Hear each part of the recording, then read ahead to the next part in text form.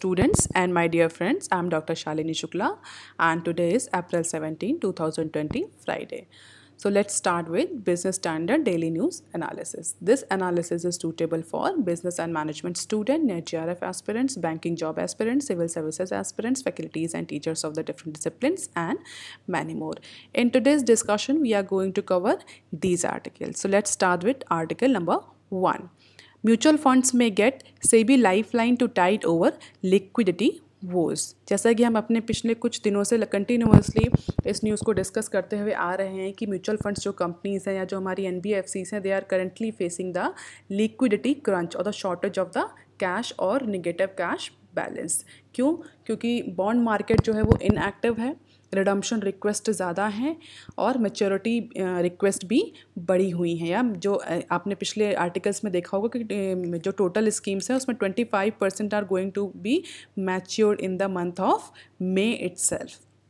तो मैच्योरिटी भी हो रही है स्कीम्स की, रिडम्पशन रिक्वेस्ट भी बढ़ चुकी हैं, चाहे वो इमेच्योर रिडम्पशन रिक्वेस्ट हो, और बॉन्ड मार्केट जो है वो भी हाईली इनएक्टिव, बहुत ज़्यादा एक्टिव नहीं है, जिसकी वजह से जो म्यूचुअल फंड्स कंपनीज हैं, जो NBFCs हैं, they are currently facing the problem of cash crunch, liquidity crunch की प्रॉब्लम या लिक्विडिटी क्राइसिस भी बोलते हैं इसको, उसकी प्रॉब्लम फेस कर रही हैं. The Security and Exchange Board of India is likely to throw a lifeline to the 25 trillion mutual fund industry. Mutual fund industry अभी इंडिया में कितने वर्थ की है? 25 ट्रिलियन की.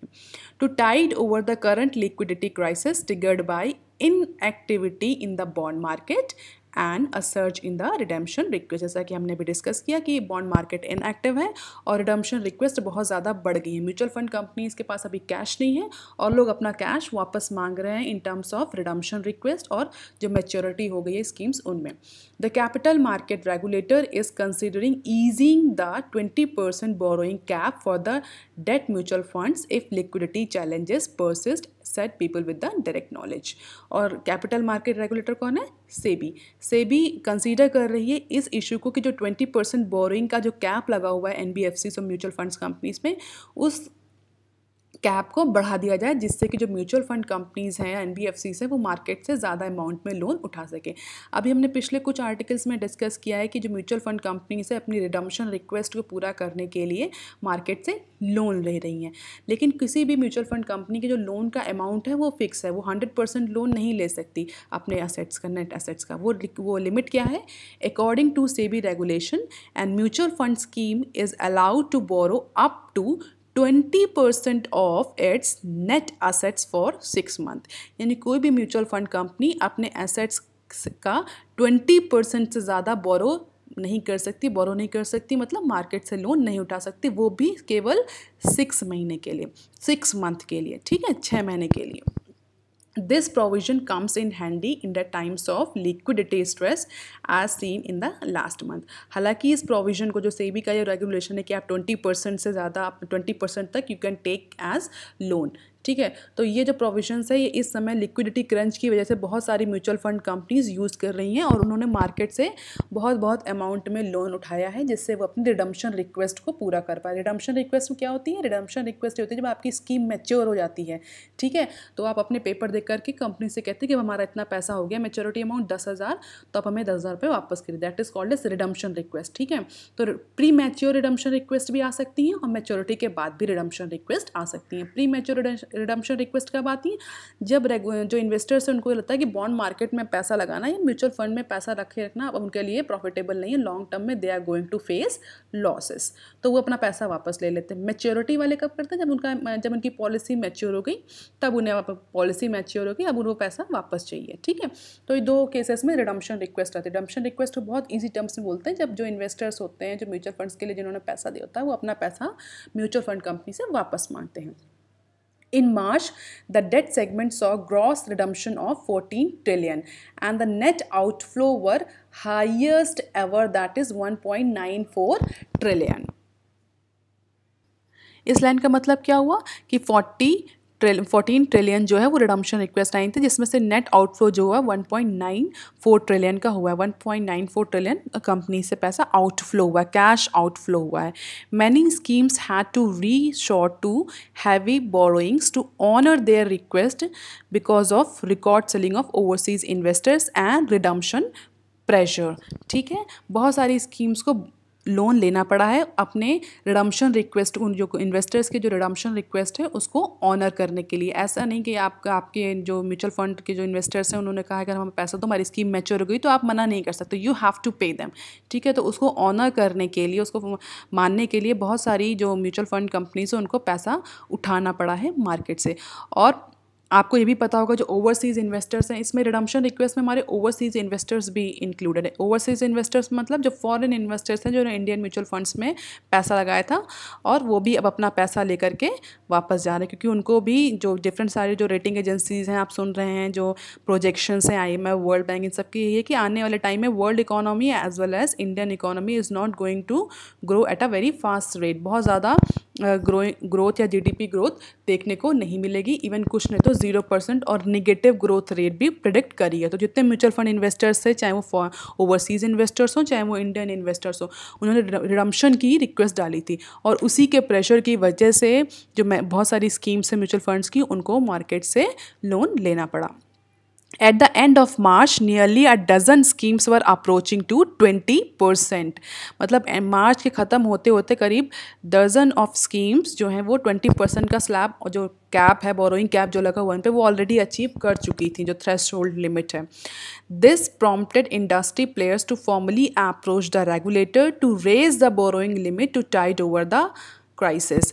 और इसीलिए जो जितनी भी जो म्यूचुअल फंड कंपनीज़ हैं ये सेबी के पास गई और उन्होंने रिक्वेस्ट करी है सेबी से कि प्लीज़ ये जो 20% का जो बोरोइंग कैप आपने लगा रखा है इसको इस थोड़े टाइम के लिए इसको रिलैक्स कर दीजिए, ताकि हम मार्केट से और ज़्यादा लोन ले सकें अपने रिडम्पशन रिक्वेस्ट को फुलफ़िल करने के लिए। जो हमारे जो इन्वेस्टर्स हैं, चाहे ओवरसीज़ इन्वेस्टर्स हों या डोमेस्टिक इन्वेस्टर्स हों, उनका अमाउंट हम उनको रीपे कर सकें। बेसिकली जो हमारी म्यूचुअल फंड कंपनीज़ हैं वो क्या रिलीफ सीख कर रही हैं। Some mutual fund schemes on the verge of exhausting 20% of the borrowing limit. जैसा कि अभी हमने डिस्कस किया कि मैक्सिमम जो म्यूचुअल फंड स्कीम्स हैं वो ऑलरेडी 20% बोरो कर चुकी हैं, इसके बाद भी they are not able to fulfil the और they are not able to honour the redemption request. Mutual funds unable to liquidate bonds due to illiquid market conditions. तो अपने बॉन्ड को भी लिक्विडेट नहीं कर पा रहे क्योंकि मार्केट में लिक्विडिटी नहीं है, bond market is highly inactive. Further redemptions could force MFs to sell bond at a high impact. या अगर और रिडम्पशन रिक्वेस्ट आई तो हो सकता है वो अपने जो बॉन्ड्स हैं वो कम रेट पे सेल करें, जिससे उनको ज़्यादा नुकसान हो।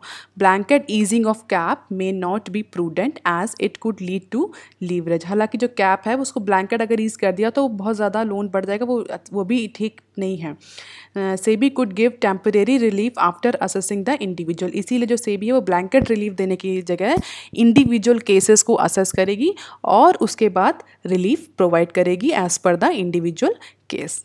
Okay, so let's see article number 2, stimulus 2.0 ready as PM and FM holds meeting. जैसा कि हम पिछले टाइम में डिस्कस किया भी था कई सारे आर्टिकल्स में कि स्टिमुलस पैकेज दोबारा आने वाला है या रिलीफ पैकेज दोबारा फिर गवर्नमेंट अनाउंस करने वाली है, पहला जो पैकेज अनाउंस किया था उसके बाद।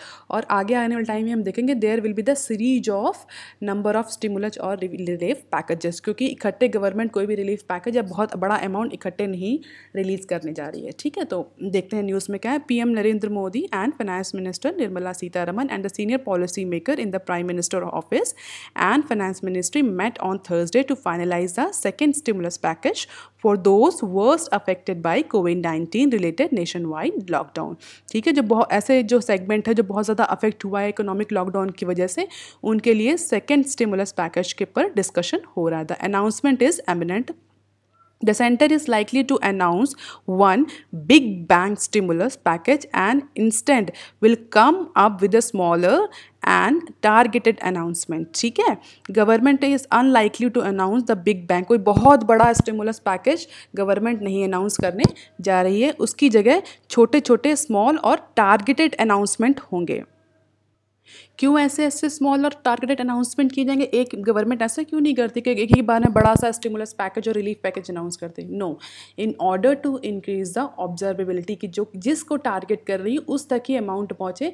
बड़े बड़े टारगेट्स क्या होते हैं, जब बड़ा सा स्टिमुलस पैकेज आएगा हो सकता है उसकी जो रीच है लोअर ग्राउंड लेवल तक वो उतने अच्छे से ना हो, तो इसीलिए छोटे छोटे टारगेट अनाउंसमेंट और स्पेशली टारगेट की किसके लिए, कि इस बार इस सेक्टर के लिए, एक बार एमएसएमईज के लिए, इस बार एनबीएफसीज के लिए, इस बार बैंकिंग सेक्टर्स के लिए, इस बार इन्वेस्टर्स के लिए, इस बार कंज्यूमर्स के लिए, इस बार इंडस्ट्री के लिए, इस तरह से डिफरेंट छोटे छोटे टारगेट अनाउंसमेंट किए जाएंगे जिससे कि एब्जॉर्बेबिलिटी और रीचेबिलिटी ज़्यादा हो और अच्छी हो।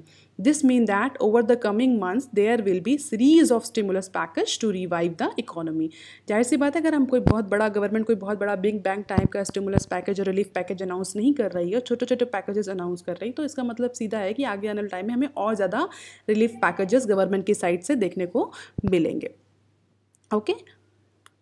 Additionally, the fiscal situation of the center and the state has been discussed at the highest level of the government, and there are deliberations going on regarding the relaxation of the physical responsibility budget management act, इसको बोलते हैं FRBM act भी इसको short में बोला जाता है। तो जैसा कि हमने कल भी डिस्कस किया था कि IMF ने भी इंडिया से कहा है कि don't think about the physical deficit, don't think about the credit. आपको अभी ज़रूरत है अपनी इकोनॉमी को स्टिमुलस पैकेजेस देने की, बड़े बड़े पैकेजेस देने की, जिससे इकोनॉमी दोबारा से रिवाइव हो सके। आप अपने जो लोन्स हैं या जो क्रेडिट है उनको बाद में भी रीपे कर सकते हैं, या जो आपके जो फिजिकल टारगेट्स हैं उनको बाद में भी आप अचीव कर सकते हैं। यहाँ पर एक चीज़ इंपॉर्टेंट हो आती है, physical responsibility and budget management act. ये हम अभी आगे डिस्कस करेंगे कि ये क्या होता है। फिलहाल के लिए समझ लिए फिजिकल डेफिसिट क्या होता है। फिजिकल डेफिसिट ये होता है जब सेंटर के पास रेवेन्यू कम आता है और उसके एक्सपेंडिचर ज़्यादा होते हैं, तो उस कंडीशन को बोलते हैं हम डेफिसिट की कंडीशन। कमी, डेफिसिट मतलब कमी, हमारे पास कमी है अपने एक्सपेंडिचर को पूरी करने के लिए, रेवेन्यूज हमारे पास कम है। ठीक है, तो उससे क्या होता है, उस केस में गवर्नमेंट जो होती है अपने एक्सपेंडिचर तो फुलफिल कर नहीं, उस केस में गवर्नमेंट लोन लेती है। ठीक है, तो लोन लेने से गवर्नमेंट पे जो डेट बर्डन है वो बढ़ता है, इसीलिए ये एक्ट आया था। और इस एक्ट में कहा गया था कि हर गवर्नमेंट, ना कि जो प्रेवलेंट गवर्नमेंट है, जो प्रेजेंट गवर्नमेंट है वो नहीं, हर गवर्नमेंट इवन फ्यूचर गवर्नमेंट को भी फिजिकल टारगेट को फिक्स करके रखना है और कोशिश करनी है कि जो फिजिकल डेफिसिट है वो बहुत ज़्यादा ना बढ़े। ठीक है, ताकि उसका बर्डन सब्सीक्वेंट जो गवर्नमेंट आए उन पर भी ना हो। The upcoming package could be रफली similar in size to 1.7 trillion package. Approximately 1.7 trillion का पैकेज हो सकता है, ऐसा स्पेक्यूलेट किया जा रहा है। ठीक है, अभी कोई न्यूज़ नहीं है, देखते हैं जब गवर्नमेंट आएगी तो एक्चुअली में वो कितने का पैकेज लाती है। ठीक है, अभी के लिए ये ऐसा स्पेक्यूलेशन है कि 1.7 ट्रिलियन का पैकेज आ सकता है। The package was around 0.8% of the GDP, much smaller than most of the other G20 Nations. जैसा कि हमने पिछले कई आर्टिकल्स में डिस्कस किया, जो हमारे G20 नेशंस हैं या इवन अमेरिका जैसे जो डेवलप कंट्रीज़ है जहाँ पर कोविड-19 का इम्पैक्ट बहुत ज़्यादा है, उन कंट्रीज़ ने बिग बैंक स्टिमुलस और रिलीफ पैकेजेस अनाउंस किए हैं। इवन अमेरिका ने तो 10% ऑफ इट्स GDP पैकेज में अनाउंस किया है, जबकि इंडियन गवर्नमेंट जो है वो ऐसे बिग बैंक पैकेजेस को अभी अनाउंस नहीं कर रही। वो 1.8%, 1.2%, 1.3% इस तरह के पैकेजेस के बारे में ज़्यादा सोच रही, ताकि जो एफिशिएंसी है पैकेजेस की वो इम्प्रूव हो, rather than fulfilling the market with the cash और with the liquidity may not be very much fruitful. कि आप धीरे धीरे इन्फ्यूज़ करें पैकेजेस को ताकि वो एब्जॉर्ब अच्छे से हो और उनकी एफिशिएंसी बढ़े और एक्चुअली टारगेटेड डिलीवरी हो पैकेजेस की। मतलब टारगेटेड डिलीवरी मीन्स जिसके लिए वो पैकेजेस आए उसी को मिले। ठीक है, तो इस बार का पैकेज जो है वो 0.8% ऑफ द GDP रहने वाला है। ठीक है, अगर हम बात करें जैसे ये देखिए कि बाकी जो अदर नेशंस हैं उन्होंने क्या किया है, उन्होंने कितना कितना अपने कितने परसेंट अपने GDP का पैकेज में अनाउंस किया। तो जो यूनाइटेड स्टेट्स है उसने 11% of its GDP has announced as stimulus और रिलीफ पैकेजेस। ऑस्ट्रेलिया ने 9.7, कनाडा ने 8.4, Germany 4.9, Brazil 3.5, Saudi Arabia 2.7, China 1.2, India 0.8 and Japan ने 0.1। जापान ने तो और कम किया है। ठीक है, तो इंडिया सेकंड, हम कह सकते हैं कि इंडिया सेकंड पोजीशन पे है, और बट इंडिया का ये नंबर बढ़ेगा क्योंकि इंडिया अभी आने वाले टाइम में सीरीज़ ऑफ पैकेजेस अनाउंस करने वाली है, तो हो सकता है इंडिया यहाँ कहीं पर ऊपर आ जाए। और कोविड के केसेस की आपको जो इस समय जो है प्रेजेंट कंडीशन वो आप यहाँ देख सकते हैं कि हमारे यहाँ करीब 11,000 केसेस होने वाले हैं एक्टिव केसेस, जिसमें से जो रिकवर्ड हुए हैं वो ये हैं और जो डेथ हुई है वो इतने हैं। तो टोटल केसेस हमारे ऑलरेडी 13,000 हो चुके हैं, ठीक है। एक्टिव केसेस हैं वो 11,000 के आसपास हैं। अब देखते हैं हमारा physical responsibility and budget management act, जो हमने अभी यहाँ पर डिस्कस किया है इस चीज़ में कि ये क्या होता है। Actually physical responsibility and budget management act was enacted in year 2003 में ये एक्ट लाया गया था। क्योंकि इससे पहले गवर्नमेंट बहुत ज़्यादा लोन ले लेती थी, जिसकी वजह से अपना उनका फिजिकल डिफिसिट बहुत ज़्यादा रहता था, खर्चे बहुत ज़्यादा कर देते थे, रेवेन्यू कम होता था, जिससे कि जो नेक्स्ट अगली गवर्नमेंट होती थी उस पर बहुत ज़्यादा प्रेशर होता था, ठीक है। तो ईयर 2003 में ये एक्ट लाया गया पार्लियामेंट में, physical responsibility and budget management act, और इसको पास किया गया। The objective of ACT is to ensure intergenerational equity in fiscal management, long-term macroeconomic stability, better coordination between fiscal and monetary policy, better transparency in fiscal operation of the government। जैसा कि मैंने अभी यहाँ discuss किया कि ये आगे आने वाली सब्सीक्वेंट हर गवर्नमेंट के लिए टारगेट होता है कि आप फिजिकल डेफिसिट को कम करें, ताकि जैसे होता क्या था, पहले एक गवर्नमेंट आई, उसने बहुत ज़्यादा खर्चे किए, डेफिसिट किया, और अब अगर वो उसके बाद अगर दूसरी गवर्नमेंट आई तो उसके लिए स्पेस बहुत कम रह जाता था, क्योंकि उसको वो डेफिसिट मेंटेन करना होता था, तो उस पर बर्डन ज़्यादा होता। तो इसलिए ये एक्ट आया था कि आप पहले तो फिजिकल डेफिसिट मेंटेन करिए, और ये हर गवर्नमेंट को सब्सीक्वेंटली करना है। और ये ऐसा नहीं कि ऐसे जो प्रेजेंट गवर्नमेंट है, जो 2003 में गवर्नमेंट आई थी उसके लिए था, ये आगे आने वाली सब्सीक्वेंट गवर्नमेंट सबके लिए था, जिससे कि जो मैक्रो इकोनॉमिक स्टेबिलिटी है कंट्री की वो मेंटेन है। जैसा कि हमने कल भी डिस्कस किया था कि इंडिया का 74 point something is under % of GDP is under debt, हमारा उतना वो डेट में ही है। तो इसलिए फिजिकल डेफिसिट को कम करने का कंटिन्यूसली गवर्नमेंट 2003 से कोशिश कर रही हैं। It is now mandatory for the central government to take measures to reduce physical deficit, to eliminate revenue deficit and to generate revenue surplus in subsequent year. Surplus generate करें और उसको submit करें, जमा करें कंसोलिडेटेड फंड ऑफ इंडिया में या जहाँ जहाँ होना है, ठीक है, ताकि इंडिया के पास रिजर्व डेफिसिट कम होता है तो हमारे पास स्टॉक रहता है पैसे का। इसलिए खर्चा जिसे बोलते हैं भाई, अपना अपने बजट से ज़्यादा, इंडिविजुअल के ऊपर भी ये अप्लाई होता है कि आप अपने बजट से ज़्यादा या अपनी इनकम से ज़्यादा खर्च नहीं कर सकते, और अगर आप कर रहे हैं तो you have to take loan. और आप कंटिन्यूसली अगर लोन लेते रहेंगे तो एक टाइम ऐसा आएगा कि आप लोन के बर्डन के नीचे बिल्कुल दब के रह जाएंगे, आप you will not be able to repay that loan. तो वो गवर्नमेंट या किसी कंट्री पर भी अप्लाई होता है कि रेवेन्यू से ज़्यादा एक्सपेंडिचर नहीं करनी चाहिए, दैट इज़ नॉट गुड। हालांकि इसमें डिबेट हो सकती है, कई जो इकोनॉमिस्ट हैं वो ये कहते हैं कि फिजिकल डेफिसिट ये इंडिकेट करता है कि गवर्नमेंट जो है वो डेवलपमेंट वर्क में ज़्यादा इन्वेस्ट कर रही है, ज़्यादा खर्चा कर रही है। और कुछ कहते हैं कोई ज़रूरी नहीं है कि फिजिकल डेफिसिट है तो इसका मतलब ये कि डेवलपमेंटल एक्टिविटीज़ में ही इन्वेस्टमेंट हो रहा है। हो सकता है वो कोई ऐसा एक्सपेंडिचर हो जिससे कोई आने वाले टाइम में फ्यूचर में बेनिफिट ना हो। तो इस पर डिबेट हो सकती है, that is a separate issue of debate, I am not going into that.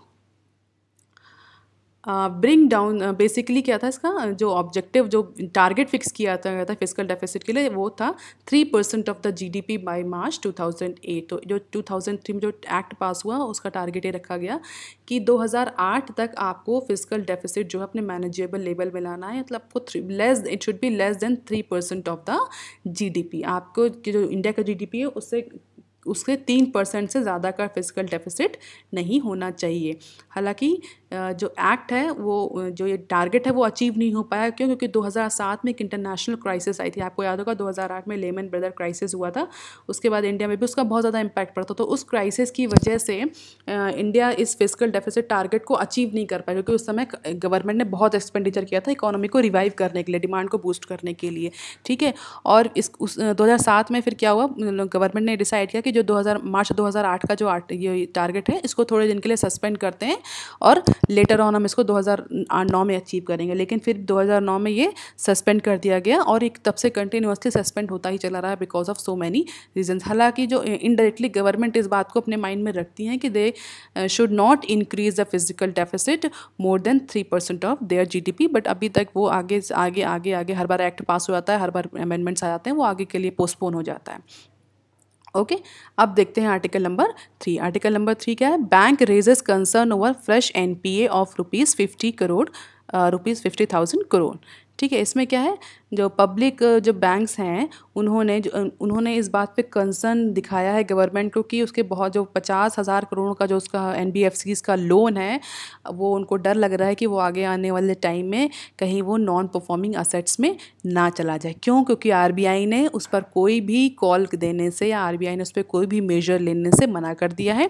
और कल ही के डिस्कशन में हमने ये देखा था कि SEBI और RBI के बीच में इसी इशू को लेकर के कन्फ्लिक्ट है।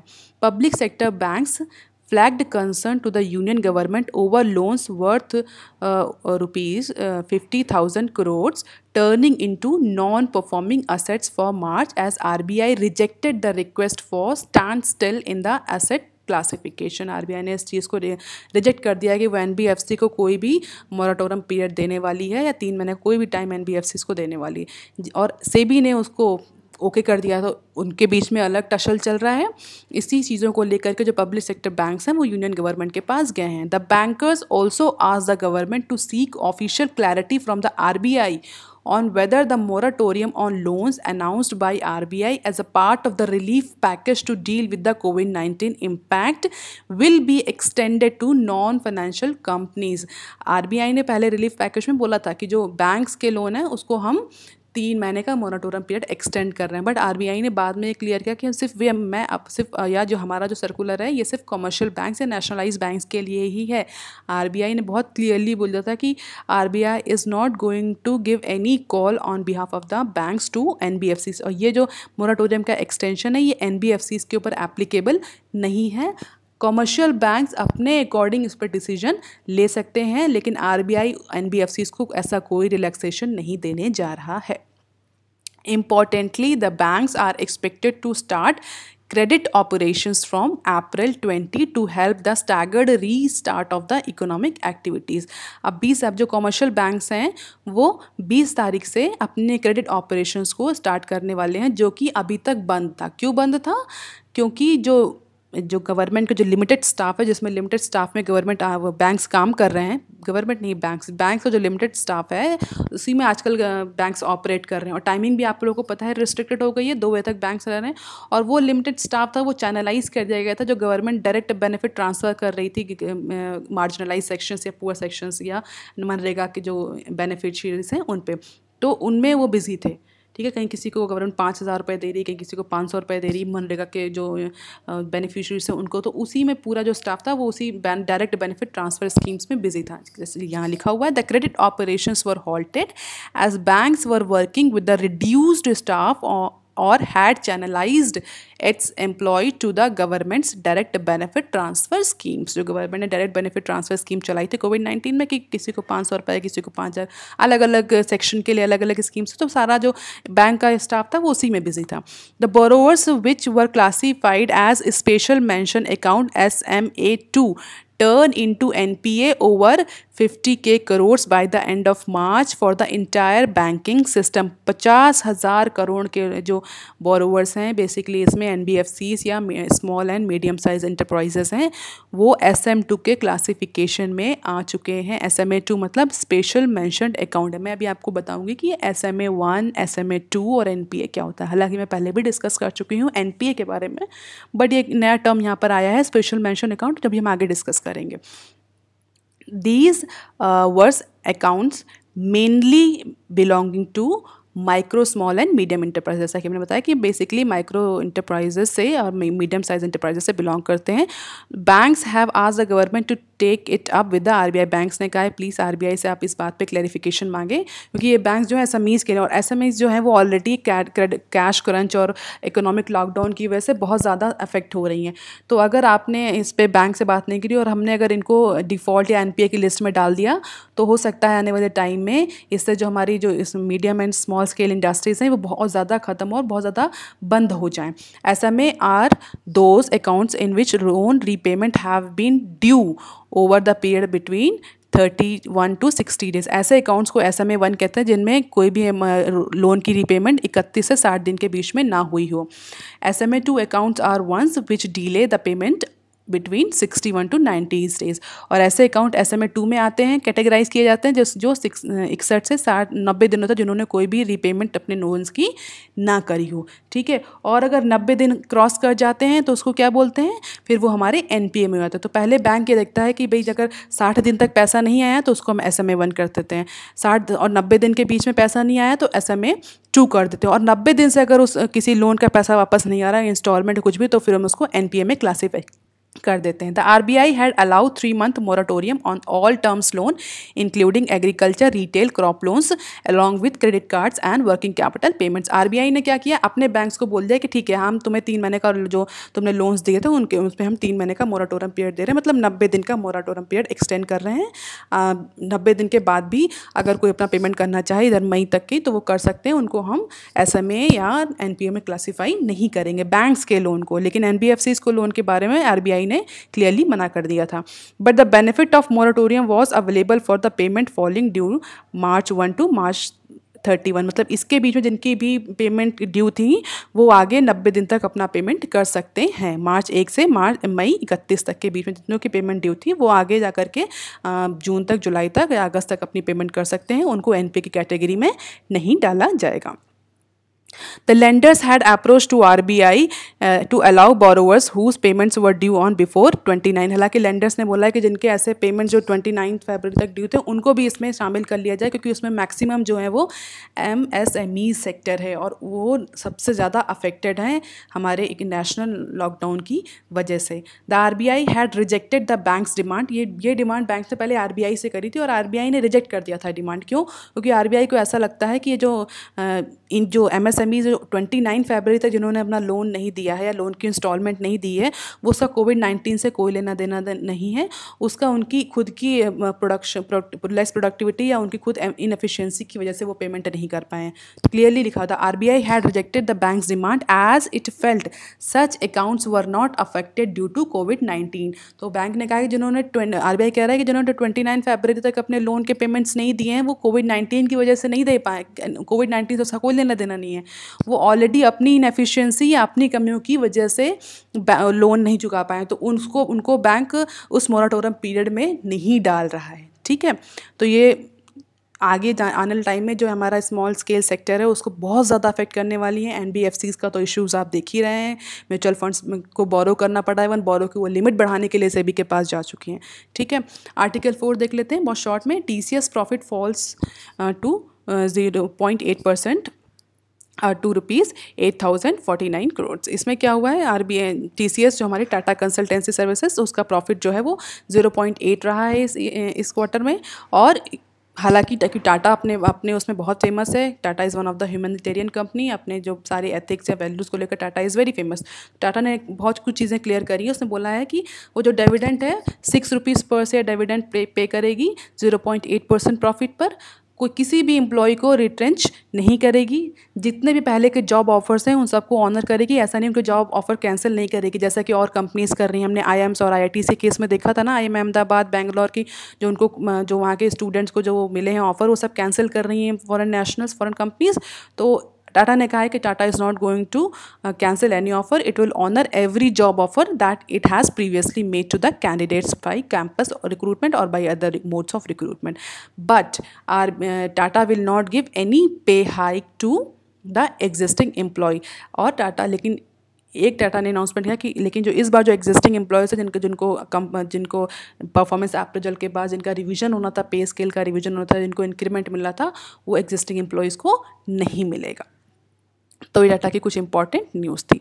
आर्टिकल 5 देख लेते हैं। Indian INC grapples with the slew of rating down rates. जैसा कि हम सभी देख रहे हैं कि एकदम इंडस्ट्रियल एक्टिविटीज़ बिल्कुल बंद है, इकोनॉमिक एक्टिविटीज़ बिल्कुल बंद हैं, डाउनग्रेड हो चुकी है इकोनॉमी। तो जो हमारी जो बेसिकली जो क्रेडिट रेटिंग एजेंसीज़ हैं इंडिया में, वो धीरे धीरे क्या करते हैं, सारे जो कंपनीज़ हैं उनकी क्रेडिट रेटिंग को भी लो कर रही हैं। क्रेडिट रेटिंग क्या होती है?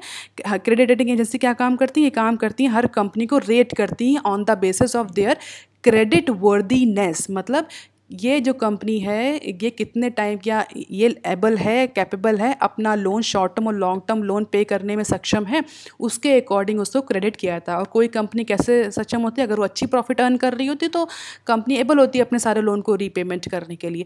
अगर उसकी परफॉर्मेंस अच्छी नहीं होती, वो अच्छे परफॉर्म नहीं कर रही होती, उसका प्रॉफिट नहीं आ रहा होता, उसका मतलब सीधा होता है कि हो सकता है वो अपने लोन पे ना कर पाए और आगे जाने में वो डिफ़ॉल्ट हो जाए। जैसा कि हमारे बहुत सारी आपने देखा था कंपनीज, किंगफिशर कंपनी डिफ़ॉल्ट हो गई, आपने देखा था, सुना होगा, विजय माल्या के बारे में जो भाग के चले गए।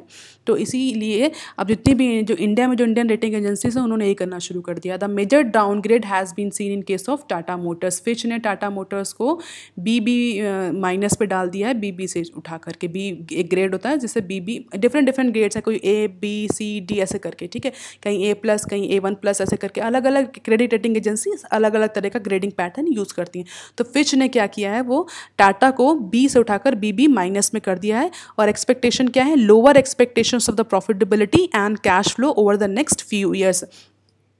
फिश ने कह दिया कि टाटा की मोटर्स की बहुत ज़्यादा एक्सपेक्टेशंस लग नहीं कि आगे आने टाइम में वो उसका कैश फ्लो बढ़ेगा या उसकी प्रॉफिटेबिलिटी बढ़ने वाली है। इसीलिए आप देखेंगे और अदर कंपनीज जो हैं जिन्होंने वॉच से उठा करके सीधे डाउनग्रेड कर दिया है। बहुत सारी जो क्या कहते हैं क्रेडिट रेटिंग एजेंसी वो एक सीक्वेंस फॉलो करती हैं, पहले वॉच लिस्ट में डालती हैं, फिर चेंजिंग आउटलुक में डालती हैं, फिर रेटिंग आकर करती हैं। बट इस बार कोविड-19 की वजह से जो इफेक्ट है कंपनीज पे, जो उनकी क्रेडिट रेटिंग वर्दीनेस पे, वो इमीडिएट आया है, जिसकी वजह से जो क्रेडिट रेटिंग एजेंसीज हैं वो अपना जो नॉर्मल ट्रांजेक्ट्री जो फॉलो करते हैं, जो प्रोसीजर फॉलो कर रही हैं, वो नहीं फॉलो कर रही, इमीडिएटली उनकी रेटिंग कर दे रही हैं। और मैक्सिमम की जो रेटिंग है वो निगेटिव ही गई है। The hospitality sector has been hit by the demand slump. CARE भी एक कंपनी है जो रेटिंग करती है, उसने स्टेबल से नेगेटिव कर दिया है कि केयर की भी जो पहले स्टेबल थी कंडीशन, अब वो भी नेगेटिव चली गई है। तो बहुत सारी जो कंपनीज़ हैं उन सब की जो रेटिंग है वो डाउनग्रेड हुई है, अपग्रेड किसी की भी नहीं हुई। CARE expect occupancy rates and revenue per room to be substantially decline in financial year 2021। CARE ने कहा है कि हॉस्पिटैलिटी सेक्टर में भी फाइनेंशियल 21 में कोई ज़्यादा रिवेन्यू जनरेट नहीं होने वाला है। टूरिज़्म बिल्कुल बंद पड़ा है और जो इंटरटेनमेंट इंडस्ट्री वो भी बंद है, तो ऐसा ज़्यादा कोई हॉस्पिटैलिटी सेक्टर में कोई भी ग्रोथ प्रॉस्पेक्ट नहीं देख रहे हैं, इसलिए उन्होंने उसको स्टेबल से उठाकर नेगेटिव में डाल दिया। इसी तरह इकरा ने भी A+ रेटिंग जो ताज होटल्स की थी उसको कर दिया है A1+ से घटा करके A+ में कर दिया। उन्होंने भी यही कहा है कि शॉर्ट टर्म लोन्स और लॉन्ग टर्म लोन्स को पे करने में आगे आने वाले टाइम में ताज GVK होटल्स एंड रिजॉर्ट्स को प्रॉब्लम आएगी। इसी तरह इंडिया रेटिंग्स ने भी फिनिक्स मॉल की जो रेटिंग है वो भी नेगेटिव कर दी है, ठीक है, कम कर दी है। क्या लिखा है, India rating has placed Phoenix में long term issuer rating of IND A+ on rating watch negative. It reflects business disruption caused by the temporary closure of malls. Malls बंद है तो सबको पता है कि आप मॉल्स बंद है, चाहे फिनिक्स हो, चाहे वो कोई और मॉल हो या कोई और रियल स्टेट मॉल होल्डर्स हो, उनका क्या है कि भाई अब मॉल खुल नहीं रहे तो परफॉर्मेंस तो कुछ होने वाली नहीं, बिजनेस कुछ होने वाला नहीं, तो उनकी भी रेटिंग जो है वो निगेटिव कर दी गई है। This has also elevated near term down side risk for economic growth and discretionary consumption. Customers जो है या कंज्यूमर्स हैं जो इस समय लॉकडाउन के ड्यूरेशन में बहुत डिस्क्रिशनरी कंजप्शन करेंगे, और ये डिस्क्रिशनरी कंजप्शन जो आगे आने वाले टाइम पर भी मेंटेन रहेगा। बहुत अब जो कंज्यूमर जो कभी कभी ओवर स्पेंडिंग कर देते थे या on the point sale immediate purchase कर लेते थे, जो होता है ना कि इमीडिएट बायर्स होते हैं, कुछ देखा बस चीज़ खत्म कर ली, तो ऐसा जो सीन है वो आगे आने वाले टाइम में कम दिख रहा है। Consumers are more going towards the discretionary consumption, मतलब जो ज़रूरत की चीज़ें केवल उन्हें ही खरीदा जाएगा। अभी इंटरटेनमेंट या ऐसा कोई on the spot purchasing decision जो होता था ना कि एकदम इमीडिएट बायर होता था कि कोई चीज़ पसंद आई खरीद ली, और मैक्सिमम बायर्स ऐसे ही होते थे। इसीलिए हम डिस्काउंट्स या शोरूम्स पे इतना रिटेल इंडस्ट्रीज खर्च करती हैं, क्योंकि कई बार हमें ज़रूरत नहीं होती, कंज्यूमर्स का एक पैटर्न होता है, उन्हें ज़रूरत नहीं होती बट वो देख करके उस चीज़ से अट्रैक्ट होते हैं, और वो इस तरह के बायर्स को बोलते हैं इम्पल्सिव बायर्स, ठीक है। तो वो तुरंत देखकर सामान खरीद देते हैं और कभी कभी अपने बजट को ओवर शूट भी कर देते हैं। तो इस तरह की जो कंजप्शन पैटर्न है वो ख़त्म होने वाला है, रेटिंग एजेंसीज ने कह दिया है। तो इस वजह से सबको डाउनग्रेड किया गया है क्रेडिट रेटिंग में। Those international borrowings will also be affected. और क्रेडिट रेटिंग एजेंसी ने यह भी कह दिया है कि इंटरनेशनल बोरोइंग्स भी बहुत ज़्यादा नहीं होने वाली है, बहुत ज़्यादा आपको नहीं मिलेगी। इसकी वजह से मैक्सिमम जो क्रेडिट रेटिंग एजेंसीज़ हैं उन्होंने जो डाउनग्रेड किया है सबका क्रेडिट वर्दीनेस। इंडिया में कुछ क्रेडिट रेटिंग एजेंसीज़ हैं जो आप देख सकते हैं, इसके अलावा और भी बहुत सारी, बट ये कुछ मिनिमम में क्रिसिल बोलते हैं, इकरा बोलते हैं, केयर बोलते हैं, BWR बोलते हैं, India rating and research. There are numbers of credit rating agencies, but कुछ बहुत प्रोमिनेंट हैं जिनको कंपनीज़ में जो इन्वेस्टर इन्वेस्टर्स हैं वो यूज़ करते हैं इन्वेस्ट करने से पहले। कोई इन्वेस्टर किसी कंपनी में इन्वेस्ट करने जा रहा है, कोई शेयर होल्डर किसी कंपनी में शेयर होल्डिंग करने जा रहा है, तो पहले देखेगा कि कंपनी की क्रेडिट रेटिंग कैसी है। इसीलिए जो रेटिंग एजेंसीज है इनका बहुत यूज़ होता है। ये इनकी रेटिंग की वजह से कंपनी में इन्वेस्टमेंट बढ़ता है, कंपनी की शेयर होल्ड की वैल्यूज़ बढ़ती हैं। ठीक है, अगर ये रेटिंग में ख़राब कर दें तो कंपनी की शेयर वैल्यूज़ गिर जाती हैं। तो ये कुछ सारी कंपनीज़ हैं जो कि क्रेडिट में रेटिंग करती हैं, क्रेडिट वर्दीनेस को। ठीक है, तो आज के लिए आज के डिस्कशन में इतना ही। अगर if you have any query, any suggestion, please write on comment section. Thank you so much student.